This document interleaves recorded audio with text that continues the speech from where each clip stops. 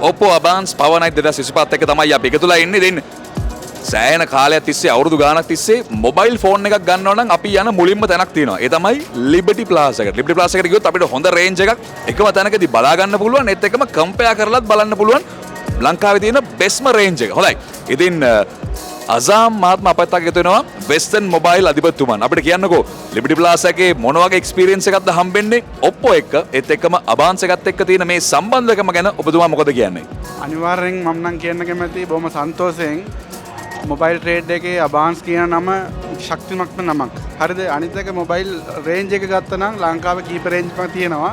ඒත් Oppo කියන phone එක අපිට විකුණලා ඉස්සර දෙයක් නැති ඉන්න පුළුවන් ෆෝන් එකක්. හරිද? ආෆ්ටර් සේල්ස් කියන්නේ ඒක වැදගත්ම දෙයක් කස්ටමර්ස්ලට. Oppo විකුණලා අපිට බය නැතුව ඉන්න පුළුවන් රිපෙයාර් අඩුයි. රිපෙයාර් ආවනම් ඒක බලන්න ශක්තිමත් Advance ඉන්නවා. Advance ඉන්න නිසා අපිට බය නැතුව විකුණනවා ආෆ්ටර් සේල්ස් එයාලා කරලා දෙනවා අනිවාර්යෙන්. ඒ පැත්තෙන් උඟාක් අපි මට ලේසි සේල්ස් කරන්න සේල්ස් පැත්තෙන් Oppo with Advance.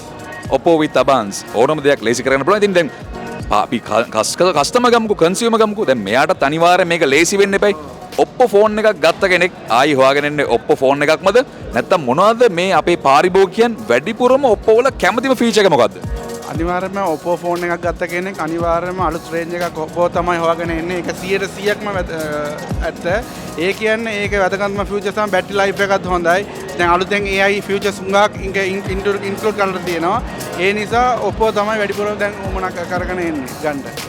හොඳයි. ඉතින් ටෙක්නොලොජි එකත් එක්ක අලුත් වෙලා තින්නේ අලුත් ගමනක් කියන්නේ. ඉතින් ඒකෙදී Oppo කියන්නේ number 1, Advance කියන්නේ number 1. ඉතින් මේ දෙකම එකතු වුණා කියන්නේ number 1ම තමයි. හොඳයි. බොහොම ස්තුතියි අසම් මහත්මයා. Thank you very much. We are at the Oppo Advance Power Night 2025. Thank you very much. All the best.